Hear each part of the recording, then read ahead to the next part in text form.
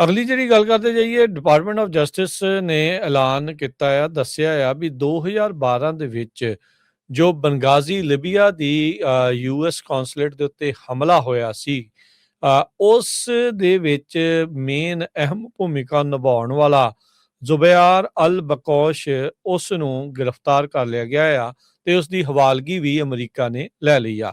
Department of justice ਦੇ ਵੱਲੋਂ attorney general ਪੈਮਲਾ ਬੌਂਡੀ ਉਹਨਾਂ ਨੇ ਅੱਜ ਇੱਕ ਪ੍ਰੈਸ ਕਾਨਫਰੰਸ ਦੇ ਵਿੱਚ ਇਹ ਜਾਣਕਾਰੀ ਦਿੱਤੀ ਆ।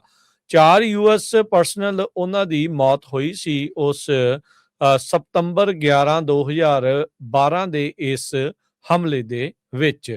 ਪਹਿਲਾਂ ਇਹ ਸੋਚਿਆ ਜਾ ਰਿਹਾ ਸੀਗਾ ਵੀ ਇਹ ਉੱਥੇ ਪ੍ਰੋਟੈਸਟ ਜਿਹੜੇ ਚੱਲ ਰਹੇ ਆ ਉਹ ਮਾਮਲਾ ਜਿਹੜਾ ਉਹ ਜ਼ਿਆਦਾ ਭੜਕ ਗਿਆ ਤੇ ਇਹਦੇ ਕਰਕੇ ਜਿਹੜਾ ਇਹ ਨੁਕਸਾਨ ਜਿਹੜਾ ਉਹ ਹੋ ਗਿਆ।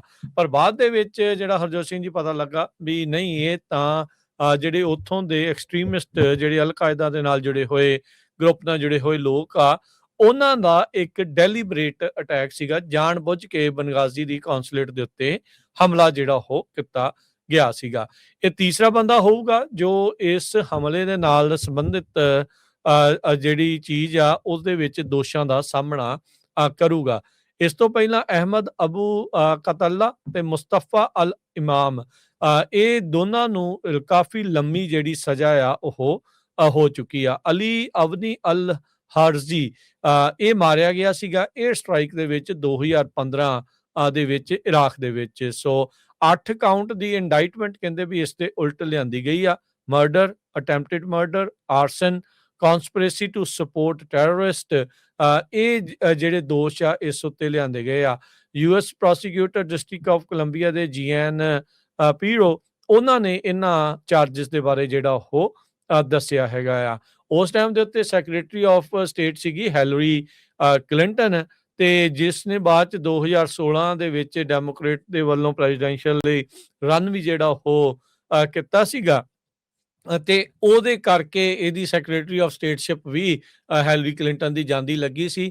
ਰਿਪਬਲਿਕਨਸ ਦੇ ਨਾਲ ਕਾਫੀ ਜਿਹੜੇ ਆ ਸਿੰਘ ਇਸ ਮਾਮਲੇ ਦੇ ਵਿੱਚ ਫਸਦੇ ਜਿਹੜੇ ਹੋ ਰਹੇ ਵੀ ਤੁਹਾਡੀ ਜਿਹੜੀ ਆ ਨਿਗਰਾਨੀ ਦੇ ਅਧੀਨ 4 ਜਿਹੜੇ ਯੂਐਸ ਪਰਸਨਲ ਆ ਉਹਨਾਂ ਦੀ ਜਿਹੜੀ ਉਹ ਮੌਤ ਹੋਈ ਆ ਵੀ ਉੱਥੇ ਇਹ ਹਮਲਾ ਤੁਹਾਡੀ ਜਿਹੜੀ ਆ ਉਹ ਇੱਕ ਹਿਸਾਬ ਦੇ ਨਾਲ ਨਲਾਇਕੀ ਦੇ ਨਾਲ ਹੋਇਆ ਆ। ਸੋ ਅੱਜ ਇੱਕ ਹੋਰ ਬੰਦਾ ਉਸ ਨੂੰ ਬੰਗਾਜ਼ੀ ਦੇ ਇਸ ਕੌਂਸੂਲੇਟ ਹਮਲੇ ਦੇ ਲਈ ਗ੍ਰਿਫਤਾਰ ਕਰਕੇ ਉਸ ਦੀ ਹਵਾਲਗੀ ਜਿਹੜੀ ਉਹ ਲੈ ਲਈ ਗਈ ਆ।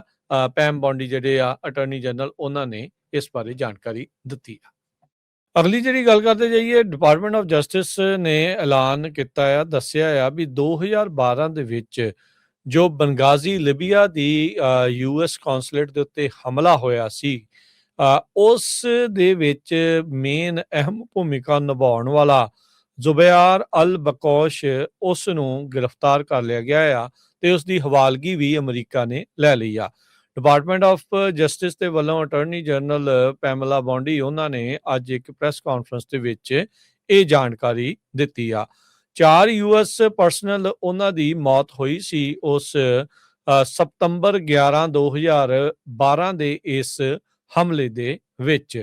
ਪਹਿਲਾਂ ਇਹ ਸੋਚਿਆ ਜਾ ਰਿਹਾ ਸੀਗਾ ਵੀ ਇਹ ਉੱਥੇ ਪ੍ਰੋਟੈਸਟ ਜਿਹੜੇ ਚੱਲ ਰਹੇ ਆ ਉਹ ਮਾਮਲਾ ਜਿਹੜਾ ਉਹ ਜ਼ਿਆਦਾ ਭੜਕ ਗਿਆ ਤੇ ਇਹਦੇ ਕਰਕੇ ਜਿਹੜਾ ਇਹ ਨੁਕਸਾਨ ਜਿਹੜਾ ਉਹ ਹੋ ਗਿਆ।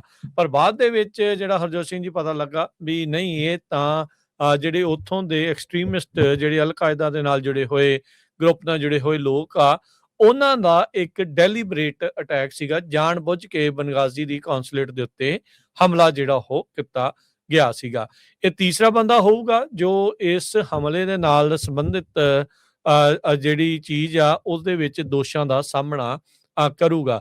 ਇਸ ਤੋਂ ਪਹਿਲਾਂ ਅਹਿਮਦ ਅਬੂ ਕਤੱਲਾ ਤੇ ਮੁਸਤਫਾ ਅਲ ਇਮਾਮ ਇਹ ਦੋਨਾਂ ਨੂੰ ਕਾਫੀ ਲੰਮੀ ਜਿਹੜੀ ਸਜ਼ਾ ਆ ਉਹ ਹੋ ਚੁੱਕੀ ਆ। ਅਲੀ ਅਵਨੀ ਅਲ ਹਾਰਜ਼ੀ ਇਹ ਮਾਰਿਆ ਗਿਆ ਸੀਗਾ 에ਅਰ ਸਟ੍ਰਾਈਕ ਦੇ ਵਿੱਚ 2015 ਦੇ ਵਿੱਚ ਇਰਾਕ ਦੇ ਵਿੱਚ। ਸੋ 8 ਕਾਊਂਟ ਦੀ ਇੰਡਾਈਟਮੈਂਟ ਕਹਿੰਦੇ ਵੀ ਇਸ ਤੇ ਉਲਟ ਲਿਆਂਦੀ ਗਈ ਆ।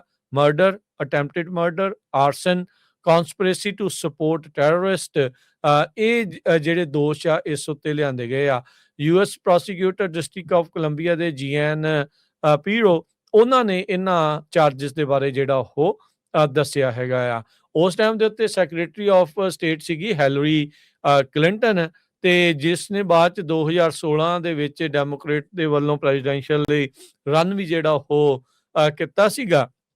ਅਤੇ ਉਹਦੇ ਕਰਕੇ ਇਹਦੀ ਸੈਕਟਰੀ ਆਫ ਸਟੇਟਸ਼ਿਪ ਵੀ ਹੈਲਰੀ ਕਲਿੰਟਨ ਦੀ ਜਾਂਦੀ ਲੱਗੀ ਸੀ। ਰਿਪਬਲਿਕਨਸ ਦੇ ਨਾਲ ਕਾਫੀ ਜਿਹੜੇ ਆ ਸਿੰਘ ਇਸ ਮਾਮਲੇ ਦੇ ਵਿੱਚ ਫਸਦੇ ਜਿਹੜੇ ਹੋ ਰਹੇ ਵੀ ਤੁਹਾਡੀ ਜਿਹੜੀ ਆ ਨਿਗਰਾਨੀ ਦੇ ਅਧੀਨ 4 ਜਿਹੜੇ ਯੂਐਸ ਪਰਸਨਲ ਆ ਉਹਨਾਂ ਦੀ ਜਿਹੜੀ ਉਹ ਮੌਤ ਹੋਈ ਆ ਵੀ ਉੱਥੇ ਇਹ ਹਮਲਾ ਤੁਹਾਡੀ ਜਿਹੜੀ ਆ ਉਹ ਇੱਕ ਹਿਸਾਬ ਦੇ ਨਾਲ ਨਲਾਇਕੀ ਦੇ ਨਾਲ ਹੋਇਆ ਆ। ਸੋ ਅੱਜ ਇੱਕ ਹੋਰ ਬੰਦਾ ਉਸ ਨੂੰ ਬਨਗਾਜ਼ੀ ਦੇ ਇਸ ਕੌਂਸੂਲੇਟ ਹਮਲੇ ਦੇ ਲਈ ਗ੍ਰਿਫਤਾਰ ਕਰਕੇ ਉਸ ਦੀ ਹਵਾਲਗੀ ਜਿਹੜੀ ਉਹ ਲੈ ਲਈ ਗਈ ਆ।